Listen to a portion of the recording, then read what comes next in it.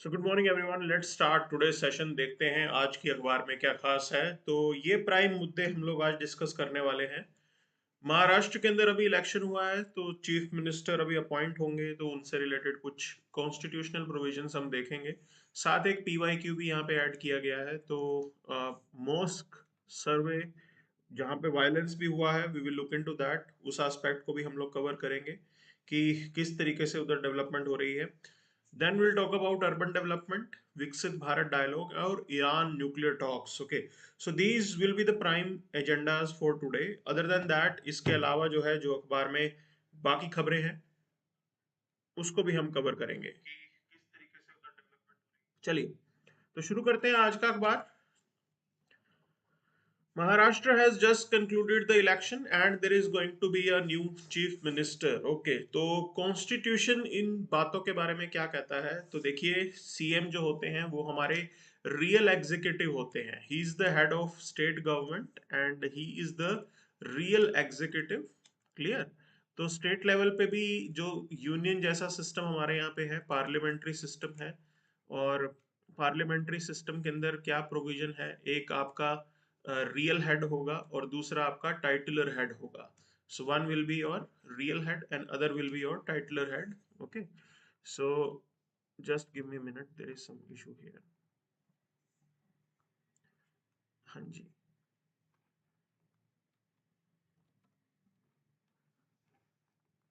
So CM is going to be the real head. CM हमारे जो है वो रियल हेड होते हैं, और जो टाइटलर हेड होते हैं वो गवर्नर होते हैं। हमें ये बात मालूम है, ठीक है। सो ये बस इतनी सी चीज आपको याद रखनी है कि गवर्नर साहब जो होंगे आपके, वो आपके नॉमिनल हेड आप बोल सकते हो, या टाइटलर हेड आप बोल सकते हैं इनको। ठीक है, तो ये हमें पता लग गया यहाँ पे। अब देखिए, अब जो पोजीशन होती है सीएम की, वो in comparison to prime minister होती है। जैसे यूनियन में प्राइम मिनिस्टर होते हैं आपके, और स्टेट लेवल पे आपके पास चीफ मिनिस्टर होते हैं। अच्छा, अब इसके बाद क्या होगा कि गवर्नर साहब ने अभी शपथ ग्रहण इनको करवा देना है, और उसके बाद there will be a council of minister. Council of minister को हेड कौन करते हैं? Again chief minister. And not just that, he is going to suggest names. इनके सजेशन पे गवर्नर जो है बाकी मिनिस्टर्स भी अपॉइंट करेंगे।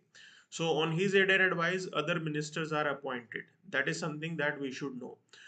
ये पोर्टफोलियो डिस्ट्रीब्यूट करते हैं, इन्हीं के अकॉर्डिंग जो है किसको क्या काम डिवाइड होगा, वो सब चीफ मिनिस्टर का प्रेरोगेटिव होता है।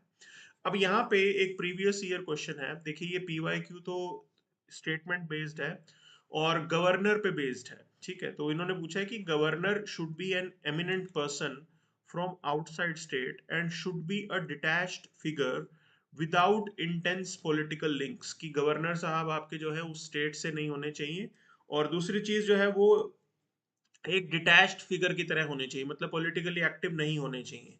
तो ये सजेशन किस रिपोर्ट के अंदर दिया गया है? ये प्रीलिम्स 2019 में पूछा गया था सवाल। इसका आंसर है सरकारिया कमीशन। क्लियर? और सरकारिया कमीशन के और क्या रिकमेंडेशंस हैं वो भी हमें मालूम होनी चाहिए। तो फर्स्ट रिकमेंडेशन जो ये है कि governor should be an eminent person but should not be from the state, वो दूसरे स्टेट से होने चाहिए।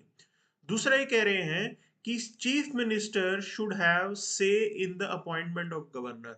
Now why it is important, CM की से की बात क्यों कर रहे हैं हम? बिकॉज हमने एक ट्रेंड देखा है, that is chief minister versus governor. ये मुद्दा अक्सर देखने को मिलता है। तो ये जो टसल होती है, that sometimes develops into a constitutional crisis. तो ये चीज अगर ना रोकी जाए, इस टाइप की समस्या ना आए, तो ज्यादा बेटर होता है, क्योंकि कॉन्स्टिट्यूशनल क्राइसिस में भी ये डेवलप हो जाता है, और हमने देखा भी है पास्ट के अंदर। अच्छा, गवर्नर नॉर्मली नॉर्मली क्या मतलब, गवर्नर जो है वो सेंटर अपॉइंट करवाता है।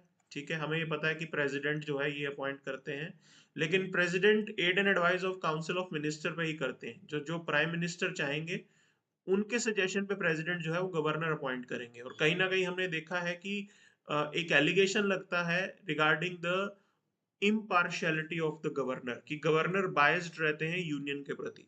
तो उस वजह से जो है ये सारी प्रॉब्लम हमें देखने को मिलती है। तो ये पूरी डिबेट आपको मालूम होनी चाहिए। अब आगे बढ़ते हैं अगली खबर के ऊपर। So three people they were killed during the survey of mosque in Sambal. Okay. अब वही एलिगेशन लग रहा है कि भी ये जो मॉस्क है यहाँ पे कभी टेम्पल हुआ करता था, और इसको तोड़ के एक तरीके से ये मॉस्क जो है वो बनाई गई है, वो इसका सर्वे करवाया जा रहा है। अब आपको इसको एक चीज समझनी होगी, यहाँ पे प्रोविजंस कौन से आते हैं। पहले आपको आइडिया होना चाहिए कि कॉन्स्टिट्यूशनली क्या प्रोटेक्शन दे रखी है, दूसरा लीगली क्या प्रोटेक्शन दे रखी है, फिर उसके राउंड अपन इस डिबेट को करेंगे। सो कॉन्स्टिट्यूशनल प्रोटेक्शन अगर आप देखें तो we have freedom of religion including right to manage the religious affairs. ठीक, तो मॉस्क कैसे चलेगी, मॉस्क कैसे मैनेज होगी, उसकी हमारे यहाँ पे फंडामेंटल राइट दे रखा है। Article 26 talks about freedom to establish and maintain institution for religious and charitable purpose. Okay, so ये collective right है religion का कि आप अपना प्रोटेक्शन मेजर जो है वो ऐसे एक्सप्लोर कर सकते हैं। अब इस पूरी डिबेट के अंदर जो सांबल के अंदर चल रही है, यहाँ पे एक कानून है जो डिबेट में आ रहा है, that is place of worship special provision act 1991। ये क्या करता है, it prohibits the conversion of places of worship and maintains the religious character as it existed on 15th of August 1947। मतलब 15th ऑफ अगस्त 1947 को जो उस religious, जैसा भी अब मॉन्यूमेंट है, मॉस्क है, मंदिर है, जो भी है, जैसा भी वो उसका एग्जिस्टिंग स्ट्रक्चर है वो वैसा ही रहेगा। आप उसको तोड़ के वहां पे मॉस्क की जगह मंदिर नहीं बना सकते। That is what this provision is facilitating. और ऐसा इसीलिए किया जा रहा है because we have to maintain communal harmony. Clear, आपको कम्युनल हार्मनी मेंटेन करके रखनी है। जो पास्ट में हो चुका है वो आपके प्रेजेंट को इम्पैक्ट ना करे, इसीलिए ये चीज किया गया है। ठीक है ना। सो ऐसा नहीं होना चाहिए कि भाई अब हम लोग मंदिर तोड़ तोड़ के मस्जिदें बनाने, मतलब सॉरी, जो मॉस्क बने थे वो मंदिर तोड़ के बने थे और एक तरीके से हम उनको चेंज करें, ऐसा करना ठीक नहीं है। That is what this provision is facilitating. और वही यहाँ पे डिबेट चल रही है, बट अभी तो ऐसा कोई ऑर्डर आया नहीं था कि जिसके अंदर हम ये कह दें कि भाई उस मॉस्क से पहले वहां टेम्पल था कि नहीं था। इट वाज जस्ट अ सर्वे। ये सरकारी एक्टिविटी थी और सरकारी एक्टिविटी तो होने देनी चाहिए थी। सर्वे करने में कोई हार्म नहीं है। It was a legal order, court से ऑर्डर आया था ये, एंड उसको लेके वायलेंस यहाँ पे हुआ है। But bigger question is this: are we going to change the nature of existing monuments? जो आज की डेट में वहां पे मंदिर है या मस्जिद है जो भी है, आप क्या उसको चेंज करने वाले हो? ये सवाल निकल के आ रहा है because in that particular case minority जो है, minority community, they will feel unsafe in India. उनको अनसेफ फील होगा and that is not going to be great for our secularism. तो ये एक मेजर डिबेट है जो हमें यहाँ पे देखनी है। It's a larger debate that we have to see, and I would say कि rather it will be better if we go with the court. इस टाइप की चीजें कोर्ट के थ्रू ही होनी चाहिए। अब ये मेन दिक्कत कैसे शुरू हुई है, जब से राम मंदिर जो है उसको कोर्ट ने अप्रूव एक तरीके से किया है कि बाबरी मस्जिद गिरा के राम मंदिर बनाया जाएगा, लेकिन राम मंदिर को लेके भी इस पर्टिकुलर लॉ में एक्सेप्शन दे रखी थी। तो 1991 में जब ये लॉ आया तो उस दौरान भी उस मंदिर, राम मंदिर को लेके इस लॉ में ही मेंशन था कि भाई एक दो एक्सेप्शन है, एक ये एक्सेप्शन रहेगी। So that is something that we have to see here. Now there are lot of debates जो अभी पेंडिंग है, चल रही हैं। बनारस के अंदर भी देर इज अ मॉस्क, वहां पे भी जो है ये डिबेट चल रही है। There is a mosque in Mathura, उधर भी सेम डिबेट चल रही है। So these are few things which are not putting us in a, you can say, great light। तो ये चीज समझनी है, हमें जाननी है। अब देखिए इसके अंदर जो सेकुलरिज्म से रिलेटेड सवाल अगर मुझे करना हो तो कैसा होगा। So what was the exact constitutional status of India on 26th of January 1950? 1950 को हमारा कॉन्स्टिट्यूशनल स्टेटस क्या था? So initially on this date जो हमारा ओरिजिनल ड्राफ्ट था वो मेंशन करता था सोवरेन डेमोक्रेटिक रिपब्लिक। तो वर्ड जो आपका सेकुलर और सोशलिस्ट है, ये दो वर्ड ये 42nd कॉन्स्टिट्यूशन अमेंडमेंट एक्ट में ऐड किए गए थे। ठीक है, उससे पहले ये दो वर्ड्स हमारे प्रियम्बल के अंदर नहीं आते थे। सो इनिशियली लिखा गया था sovereign democratic republic, B is the answer. ठीक है, तो हमारा जो ओरिजिनल ड्राफ्ट था उसमें ये चीज मेंशन थी। चलेंगे आगे। अर्बन डेवलपमेंट के ऊपर एडिटोरियल आया, उसको देखेंगे। उससे पहले आप और चीज देख लीजिए, several Indians they are missing in Russia, तो अभी भी ये चल रहा है। ये ट्रैक कर रहे हैं उनको, देखो क्या रहता है। Opposition seeks debate on Manipur and Adani. मेरे को ये समझ में नहीं आता, ये तो एक कॉरपोरेट इशू है। मेरे को उस चीज को लेके पार्लियामेंट में डिबेट क्यों होनी चाहिए? There is, it doesn't make no sense. Is it important for a nation? क्या ये हमारे देश के लिए इम्पोर्टेंट है? तो आपको एक बात समझनी है कि there are whole lot of issues जिसको लेके पार्लियामेंट में डिबेट होनी चाहिए। एजुकेशन, इंफ्रास्ट्रक्चर, उन सब बातों को लेके डिबेट हो। But it is not right कि आप एक मुद्दे को लेके चल रहे हैं। And opposition is also not on the right track. हर चीज पॉलिटिकली मोटिवेटेड नहीं होता। So this is something that we have to see here. आगे बढ़ेंगे यहाँ पे। Other than that there is nothing. बहुत सारे यहाँ पे पॉलिटिकल न्यूज है जो आज, हाँ, पेपर में मतलब भर भर के पॉलिटिकल खबरें ज्यादा हैं, तो हम सीधा इस पे आते हैं। Urban infrastructure financing needs and reality. Okay, urban financing की भैया बहुत जरूरत है, बिना उसके कुछ नहीं होने वाला। अब मेजर चैलेंज देखिए, अर्बन एरियाज आपके लिए जरूरी क्यों है? क्योंकि urban areas they are the growth engine of your economy. Okay, और आपके लिए जरूरी है, बिना उसके आप कंट्री को आगे नहीं लेके जा सकते, तो ये रियलिटी है। ठीक है, तो that is something that we have to be very cautious about. Okay, ये बिल्कुल सोचने वाली चीज है। तो हमारे ग्रोथ इंजन है, एक मिनट।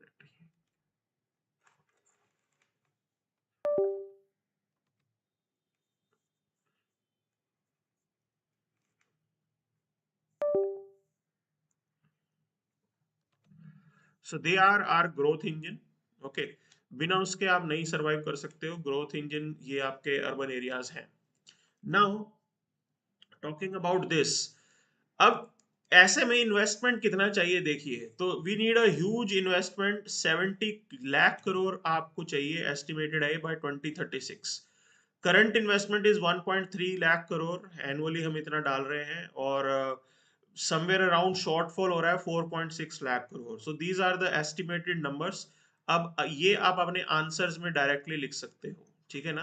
अर्बन एरियाज पे क्वेश्चन पूछा जा सकता है, अर्बन डेवलपमेंट पे क्वेश्चन जो है, ये थीम ऐसी है जो रिपीटेटिव थीम है, और रेपिटेटिव थीम के ऊपर रेगुलरली क्वेश्चन यूपीएससी पूछता है। तो ऐसे में आपको ये जो स्टैटिस्टिक्स है हमारे मेंस के आंसर्स में बहुत काम आएंगे। You can note down these statistics, ठीक है, मेंस के लिए जो है आप बोल सकते हो। These stats are important and you can directly mention them. Then talking about this, municipal finance आज की डेट में स्टैग्नेटेड है। अर्बन लोकल बॉडीज जो है उनके हालात अच्छे नहीं होते हैं। So municipal finance remains at 1% of GDP, which is quite less, बहुत ही कम होता है ये। अच्छा, उनके पास रेवेन्यू सोर्सेज लिमिटेड होते हैं, और कुछ एक अर्बन लोकल बॉडीज अच्छा चलती हैं, ऐसा नहीं है सबकी खराब हालत खराब है। तो हमारे पास गुड एग्जाम्पल भी हैं, पुणे, बेंगलुरु, ठीक है। They have been able to perform really well, but उनके पास जो फाइनेंसिंग का टूल है, that is they issued the municipal bond. वो अपना पैसा म्युनिसिपल बॉन्ड से निकाल रहे हैं। तो बाकी जो आपकी अर्बन लोकल बॉडीज है, सब लोग इस डायरेक्शन में नहीं चल रही हैं, तो that is something we have to see here. खुद के रेवेन्यू के सोर्सेज नहीं है और हालात खराब है, तो ऐसे में डेवलपमेंट कैसे हो? अच्छा, ग्रोथ इंजन आपकी इकोनॉमी का जो है वो अर्बन लोकल अर्बन एरियाज आ रहे हैं। ये कुछ एक चीज है जो हमें देखनी है। अब देखिए, कलेक्शन इनएफिशिएंसी है, यहाँ पे टैक्स कलेक्ट नहीं किया जाता, स्पेसिफिकली प्रॉपर्टी टैक्स, ठीक। तो आपका प्रॉपर्टी टैक्स कलेक्ट नहीं किया जाता। बेंगलुरु का बता रहे हैं, they collect only 5 to 20% of the potential. But reality is this, ये लोग इतना तो कर रहे हैं, बाकी जगहों पे तो वो भी नहीं है। तो टीयर 2 सिटीज में आप जाएंगे तो ये no one talks about all these things, ठीक है। तो ये रियलिटी है। तो कॉस्ट रिकवरी 20 to 50% होती है, मतलब सरकार अपनी जेब से ही पैसे लगा रही है, तो ये एक हकीकत है। अच्छा, लो एब्जॉर्प्टिव कैपेसिटी है, 23% of the total municipal revenue remains unspent, मतलब कैपेसिटी ही नहीं है उतनी, जो है टेक्नोलॉजी नहीं है। अगर टेक्नोलॉजी है, इक्विपमेंट है, तो ऑपरेट करना नहीं आता, this is what it means. ऐसा भी देखा गया है। स्किल्ड म्युनिसिपल वर्कफोर्स नहीं होता। अब देखो, इसको लेके एक सजेशन ये आता है, शुड वी हैव म्युनिसिपल कार्डर? ओके, अलग से क्या हमारे यहाँ पे एक म्युनिसिपल कार्डर होना चाहिए ऑफिसर्स का भी, कि भाई आईएएस ऑफिसर है तो वो म्युनिसिपल एरिया के म्युनिसिपल मामलों में ही काम करे? Can we have that type of arrangement? So if we will have that arrangement it will be great for us. उससे क्या होगा, सिस्टम में पूरी एफिशिएंसी आ पाएगी, बहुत बेहतरीन आपका सिस्टम हो जाएगा, बेटर हो जाएगा। तो इसीलिए ये भी एक सजेस्टिव मेजर है कि हम इस डायरेक्शन में भी सोच सकते हैं, ठीक है ना। So if we will have that type of thing it will be great for us, okay, बहुत अच्छा होगा हमारे लिए। तो ये जो है मेजर आइडिया है जो आप इसमें एक्सप्लोर कर सकते हैं। Now talking about it further, आगे चलते हैं, इसके अंदर और बातें क्या है यहाँ पे देखिए। तो आपको यहाँ पे सारे सिस्टम को स्ट्रेंथन करना पड़ेगा। प्रोजेक्ट पाइपलाइन देखिए, 70 लाख करोड़ के अराउंड आपको इन्वेस्ट करना चाहिए। टारगेट फिर 250 to 300 public private partnership projects आपको लेके आने हैं। बिना प्राइवेट पार्टिसिपेशन के आप अर्बन डेवलपमेंट कर ही नहीं सकते हो, रियलिटी ये है। तो we have to accept this and accordingly we have to work on it, उसी के अकॉर्डिंग आपको काम करना है। और this is what is suggested here, clear. वही चीज यहाँ पे बताई गई है। Decouple the project preparation separate from financial assistance for effective planning, okay. तो ये अलग से आपको इसके लिए करना पड़ेगा, अलग से अरेंजमेंट करना पड़ेगा, आप इसको बाकी चीजों के साथ मिक्सअप नहीं कर सकते हो। That is what it is meaning. Then leverage digital public infrastructure, बिल्कुल you have to use the digital technology, okay. Urban service delivery के अंदर आपको इसका इस्तेमाल करना पड़ेगा। So that is what it is talking about, you have to modernise it. और अगर आप टेक्नोलॉजी का सहारा लेंगे तो आपकी डिलीवरी एफिशिएंसी भी बढ़ जाएगी। तो that is something which we can, you can say definitely explore. Capture land value in transport projects, that is the other idea. integrate metro rail with the urban development, okay, so these things we can explore and इससे जो है हमें बिल्कुल benefit होने वाला है। सो होगा क्या, देखिए अगर आपका यहाँ पे अर्बन इंफ्रास्ट्रक्चर बेटर है ना, तो उससे आपकी इकोनॉमी भी बूम हो जाएगी। So that is something we will draw out of it. और इससे प्रोडक्टिविटी भी बेटर होगी, लॉजिस्टिक्स कॉस्ट कम होगा। अब ये लॉजिस्टिक्स कॉस्ट को मैं क्यों पॉइंट आउट कर रहा हूँ, क्योंकि ये इंडिया के अंदर ऑलरेडी हाई मानी जाती है, ठीक है। बिजनेस के अंदर इंडिया में logistics cost is very high is in comparison to say China. सो उससे होता क्या है कि आपका जो प्रोडक्ट है वो लेस कॉम्पिटिटिव हो जाता है, क्योंकि महंगा पड़ता है। तो that is something that we can work upon, उसीलिए जो है हमारा यहाँ पे ये सब इंफ्रास्ट्रक्चर पे फोकस करना बहुत जरूरी है। So this is what the great idea is. अब आगे बढ़ते हैं। तो ये आपका एडिटोरियल था आज का। महाराष्ट्र में सरकार बनेगी, उसी चीज से रिलेटेड है, why Gautam Adani been indicted. So ये मैं पहले भी आपको बता चुका हूं, there is this foreign corrupt, okay, US का ये लॉ है, फॉरेन करप्ट प्रैक्टिस एक्ट है ये वहां पे, ठीक। और ये 1977 में ये कानून लाया गया था। और इस लॉ के अकॉर्डिंग आप फॉरेन कंट्री के अंदर गवर्नमेंट को ब्राइब नहीं कर सकते हो, ठीक। Not allowed to bribe. अब आप बोलोगे कि सर ये मामला तो इंडिया का है, तो यूएस में कैसे कानून चल रहा है। इन्वेस्टर्स जो हैं, ठीक है ना, सो ये जो इन्वेस्टर्स का पैसा लगा है ये यूएस का है। तो उन्होंने एलिगेशन क्या लगाया है, दैट अडानी, अच्छा एक बात और बता दूं आपको, यूएस में जो सिस्टम है वहां पे क्या चीज अलाउड है, वहां पे लॉबिंग अलाउड है, ठीक है ना। यूएस के अंदर लॉबिंग आप लीगली कर सकते हो, किसी प्रोजेक्ट के लिए अगर आपको लॉबी करनी है, किसी पॉलिटिकल पार्टी को फंड करनी है, तो वो लीगली अलाउड है एक तरीके से। बट उसके अंदर भी आपको पहले जो है इन्फॉर्म करना होता है, ठीक। तो अगर अडानी ग्रुप इस प्रोजेक्ट के अंदर whatever amount that they will be giving it to the government officials, जो भी अमाउंट वो इंडियन गवर्नमेंट ऑफिशियल्स को देने हैं उन्होंने, उससे रिलेटेड जानकारी अगर पहले ही बता देते तो ये कोई मुद्दा बनता ही ना। ये मुद्दा बना इसलिए बिकॉज दे आर सेइंग कि अडानी ग्रुप ने वो इंफॉर्मेशन जो है वो पहले नहीं बताई, इन्वेस्टर्स को उन्होंने इन्फॉर्म नहीं किया, ठीक है ना। They didn't inform investors about this 250 million dollar, बहुत बड़ा अमाउंट होता है, 250 million dollar as a bribe, okay, to officials. तो ऑफिशियल्स को ये देने का जो प्लान था वो अगर पहले डिस्क्लोज कर देते भी इतना अमाउंट हमें एडिशनल देना पड़ेगा this and that, then it would be a big problem. तो लेकिन प्रॉब्लम इसीलिए हुई क्योंकि उन्होंने डिस्क्लोज नहीं किया, और अगर पहले डिस्क्लोज कर देते तो इंडिया में बहुत शोर मच जाता, because in our system we don't you can say like the lobbying type of thing. हमारे सिस्टम के अंदर हम ये अप्रूव नहीं करते हैं, इसे इक्विवेलेंट टू करप्शन माना जाता है, and that's why this thing is considered to be a very serious issue. Clear? तो हमारा यहाँ पे सिस्टम अलग है, इसलिए आपको ये बात जाननी होगी। चलिए आगे बढ़ते हैं अगली खबर के ऊपर। तो इससे रिलेटेड क्या है यहाँ पे, again politics, I told you आज की अखबार में भर भर के जो है खबरें वैसी डाली हैं इन्होंने। Okay, so there is nothing here. अच्छा, इस पे चलते हैं। Climate deal is a mere illusion, this is what India is saying. India is saying that अगर आप $300 बिलियन अरेंज कर दोगे तो कुछ नहीं होगा उससे। We have to be realistic about it. Clear?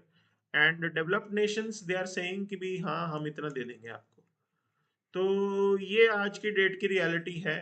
ठीक है, and then out of this $300 billion, what will be the definition, that is also important here. क्या ये एड की फॉर्म में आएगा, लोन की फॉर्म में आएगा, किसकी फॉर्म में आएगा ये? So that is something we have to see here, because अगर लोन की फॉर्म में आ रहा है तो ये हमारे लिए उतना काम का होगा नहीं, because in that case it is just something that we are borrowing और आपको रीपे करना पड़ेगा। सो इसका इफेक्ट उतना बड़ा नहीं होगा। This is what this particular thing is meaning. Clear? But nevertheless, ठीक है, अभी ये डिबेट चल रही है, we have to see how things will proceed after this. Okay, India ने तो बोल ही दिया है कि भाई ये इल्यूजन है, कुछ नहीं होने वाला इससे। विकसित भारत डायलॉग, प्राइम मिनिस्टर चाहते हैं यूथ जो है वो पॉलिटिक्स के साथ लिंकअप हो, और इसको डिटेल में इसलिए लिखेंगे। देखिए, मेंस 2017 में एक सवाल आया था। ये सवाल ये था कि भाई इंडिया के अंदर यूथ जो है वो पॉलिटिक्स को ज्वाइन क्यों नहीं करता। देखिए, जब भी हम पॉलिटिक्स को देखते हैं आपकी नजर में हमेशा नेगेटिव देखी जाती है, लेकिन politics is a tool to solve problems of the society. Clear? तो सोसाइटी की, समाज की जो समस्याएं हैं उसको ठीक करने का काम आपके यहाँ पे ये पॉलिटिक्स का होता है। तो हमें हमेशा पॉलिटिक्स को अब तक नेगेटिव देखा है, अब से थोड़ा पॉजिटिव भी देखना शुरू कर दो। This is how it is, because there will be a conviction with which your politicians are going to work. अगर आपके पॉलिटिशियन प्रॉब्लम सॉल्व करने के लिए काम करते हैं, ठीक है, अगर आपके पॉलिटिशियन सर्विस ओरिएंटेड है, it is not a business, it is not a job, it is a service, ये सेवा है। सो उस केस के अंदर कोई प्रॉब्लम नहीं होगी, और अच्छी पॉलिटिक्स भी होती है। तो ये आपको समझना होगा। Mahatma Gandhi was a politician, he used to do politician, he used to do politics, okay, but that was for a positive thing, वो हमेशा पॉजिटिव आउटकम के लिए काम करते थे। ये उनकी पॉजिटिव पॉलिटिक्स थी, social welfare and all these things. Ambedkar was also a politics, so he also used to do it for the positive, वो भी पॉजिटिव के लिए काम करते थे। सो हमेशा हमें पॉलिटिक्स को नेगेटिवली नहीं देखना चाहिए, that is what the point is. Okay, but क्यों यूथ पॉलिटिक्स की तरफ नहीं जाता था? One of the reason was lack of platform. अब तक हमारे पास एंगेज करने के लिए प्लेटफॉर्म अवेलेबल नहीं होते थे। तो यहाँ पे हमें पता है कि हमारे यहाँ इंडियन पॉलिटिक्स में मसल पावर चलती है, ठीक है, मनी पावर चलती है। तो उस केस के अंदर यूथ आगे आएगा ही नहीं। अब प्लेटफॉर्म आप फैसिलिटेट करेंगे गवर्नमेंट के लेवल पे तो वो बहुत ही बेटर एक ऑप्शन होगा, and that is what this Viksit Bharat dialogue is going to facilitate. Youth के साथ एंगेज करना बहुत जरूरी है, because without engaging with youth you can not sort out the problems of the society. अगर समाज की समस्याओं को ठीक करना चाहते हैं आप, तो आपको यूथ के साथ मिलके ही काम करना पड़ेगा, बिकॉज कंट्री इज यंग। आपको इनोवेटिव सॉल्यूशन चाहिए, इनोवेटिव सॉल्यूशन न्यू थिंकिंग से आएंगे, और उसके लिए नए लोगों के साथ भी आपको एंगेज करना पड़ेगा। That is what this is meaning. Okay, तो ये पूरी कहानी है जो हमें अच्छे से मालूम होनी चाहिए, आइडिया पूरा आपको क्लैरिटी के साथ होना चाहिए। ठीक है जी, अब आगे बढ़ते हैं अगले मुद्दे के ऊपर। तो इंटरनेशनल पेज पे चलेंगे, और यहाँ पे ये लड़ाई झगड़े की न्यूज़ हम लोग नहीं पढ़ेंगे, थोड़ी बहुत पॉजिटिव न्यूज़ पकड़ते हैं। तो देखते हैं, Iran to hold nuclear discussions with UK, France and Germany. इस मुद्दे को लेते हैं। देखिए, ईरान ने अपना न्यूक्लियर प्रोग्राम स्टार्ट किया। देखो ये चीज इंपॉर्टेंट क्यों है, बिकॉज मेंस 2018 के अंदर सवाल पूछा गया था, ठीक, कि उसका इम्पैक्ट इंडिया पे क्या पड़ेगा, because question will be around India centric only, और आपको उसका आंसर देना होता है। अब आपको पूरा बैकग्राउंड इसका मालूम होना चाहिए। अगर आपके पास बैकग्राउंड नॉलेज है, you will be able to answer it in a better way. आपका आंसर क्वालिटेटिवली थोड़ा और अच्छा हो जाएगा। तो देखिए यहाँ पे, अगर हम पीछे चलें तो Iran was making a nuclear bomb. ठीक है, ईरान का अपना न्यूक्लियर प्रोग्राम चल रहा था, और पब्लिक को, मतलब ये चीज पता कब चली दुनिया को, 2004 के अंदर ये पता लगा। उसके बाद ईरान के ऊपर लगाए गए सैंक्शंस। ठीक, Iran was put under economic sanctions, और जब कंट्रीज इकोनॉमिक सैंक्शन में होते हैं तो उनकी इकोनॉमी जो है वो बैडली हिट हो जाती है। तो Iranian economy was badly hit, impact हो रही थी, आज भी इम्पैक्टेड है, but somehow they are managing it. ठीक है, then came Obama. Obama, that is, he took the initiative. तो इसमें P5+1 कंट्री आ गए, तो US, UK, France, China, Russia, Germany. They persuaded Iran, 2015 के अंदर वो ईरान को परसुएड करते हैं टू स्टॉप न्यूक्लियर प्रोग्राम, कि अपना न्यूक्लियर बॉम्ब बनाने का प्लान जो है वो बंद करें। ठीक है, ईरान अगर अपना न्यूक्लियर प्रोग्राम रोकता है, बॉम्ब नहीं बनाता है, सिविलियन यूज अलाउड था। ठीक, आप अपने बॉम्ब, आप अपने यहाँ पे सिविलियन यूज के लिए आप कर सकते हो, इलेक्ट्रिसिटी बनाने के लिए आप कर सकते हो, बट न्यूक्लियर बॉम्ब मत बनाओ। तो इन्होंने एक आइडिया प्रपोज किया ईरान को, that you should not do this, आप ये चीज ना करें।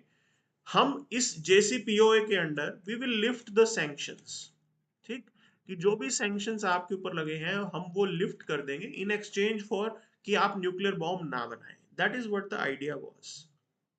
अब डोनाल्ड ट्रंप आ गया उसके बाद।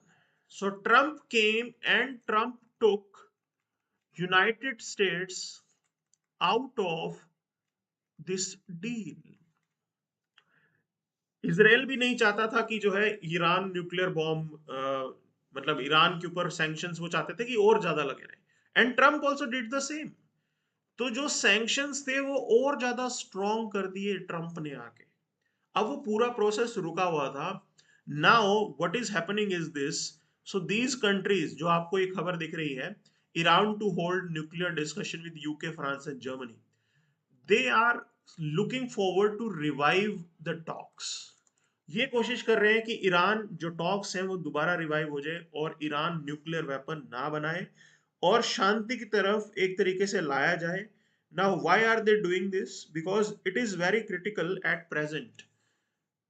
रशिया, क्योंकि हमने देखा है ईरान और रशिया साथ में मिलकर काम कर रहे हैं, तो ये लोग ये चाहते हैं कि अगर ईरान के साथ सिचुएशन बेटर हो जाती है तो रशियंस के ऊपर आप इजीली जो है प्रेशर ऐड अप कर सकते हो। That is what their thought process is. अब देखिए, क्वेश्चन यही था 2018 के अंदर, that in what way on going Iran nuclear pact will affect national interest of India, how could India respond. तो उस टाइम पे जो इम्पैक्ट था वो नेगेटिव था, because Trump took out US from this deal. और आज जो इम्पैक्ट होगा वो जो है पॉजिटिव पे होगा। तो देखिए, अभी तक ये जो आप देख रहे हैं, जो इम्पैक्ट्स लिखे हुए हैं, ये सब बदल जाएंगे, ये सब अच्छे की तरफ हो जाएंगे। तो अगर ये डील हो जाती है तो Iran is a major oil supplier to India, India will benefit out of it. Clear, हमें फायदा होगा। Not just that, Chabahar port में हमारा इन्वेस्टमेंट है, हम उस इन्वेस्टमेंट को और अच्छे से रीप कर पाएंगे। Right now, what is the situation? We are not able to reap the benefit of this particular Chabahar investment, क्योंकि restrictions लगी हुई हैं ईरान के ऊपर, आप उसको truly यूज ही नहीं कर पा रहे हो। Then अगर ये sanctions lift होते हैं तो ऑयल प्राइसेस डिक्रीज हो जाएंगी। मैंने कहा, बताया ना आपको, ये उल्टा लिखा हुआ है। तो आज अगर ये चीज हो जाती है, ईरान के साथ पॉजिटिव होता है, तो ऑयल प्राइसेस डिक्रीज हो जाएंगे, बिकॉज फिर ईरानियन ऑयल भी इंटरनेशनल मार्केट में आएगा। तो पॉजिटिव इंपैक्ट है। तो ईरान के साथ अगर आप अच्छे इक्वेशन बनाते हैं, रीजनल कनेक्टिविटी आप बेटर करेंगे, छाबहार पोर्ट के थ्रू आप अफगानिस्तान की कनेक्टिविटी को अच्छे से एक्सप्लोर कर पाएंगे। That is something we will be able to do here. और यूएस का जो ऑपोजिशन है वो भी कम हो जाएगा, and we will be able to explore our ties with Iran. वो बहुत बड़ा बेनिफिट है जो हमें होने वाला है। हम international north south transport corridor का पार्ट है, वो हम अच्छे से उसको यूटिलाइज कर पाएंगे। एससीओ के अंदर ये सभी कंट्रीज अच्छे से काम कर पाएंगे, बिकॉज ईरान के थ्रू कनेक्टिविटी बहुत अच्छी हो जाएगी। ओके, अगर कनेक्टिविटी बेटर हो जाती है तो आप एससीओ के अंदर अच्छे से काम कर पाएंगे। So you will be able to do all these things. और ये सैंक्शंस अगर हटते हैं तो regional stability, regional economic growth, वो सब बेनिफिट्स हमें यहाँ पे मिलने वाले हैं। So these are something positives that we will get out of it. और अच्छी है कि अगर चीज रिवाइव हो जाए तो। Okay, so this is what has been the point here, and that is the idea. So Pakistan के अंदर फिर वायलेंस हो रहा है, शिया सुन्नी वायलेंस है ये, ठीक है। सो that is the clash that is going on in Pakistan. तो ये जो इस्लामिक वर्ल्ड की जो ट्रेडिशनल राइवलरी है, Shia Sunni rivalry, that is being reflected here, वही चीज वहां पे हो रही है। So this is what has been there for today's newspaper. ये थी आपकी आज की अखबार। सो गाइस, ये जो पीडीएफ है ये ऑलरेडी हम लोग शेयर कर चुके हैं हमारे टेलीग्राम ग्रुप में। You can join the Telegram group. आप इस टेलीग्राम ग्रुप को ज्वाइन कर सकते हो to get this PDF and more, you can say exam related content. इसके अलावा भी we will be coming up with the more content, more videos. Okay, so stay tuned, stay connected. Thank you very much.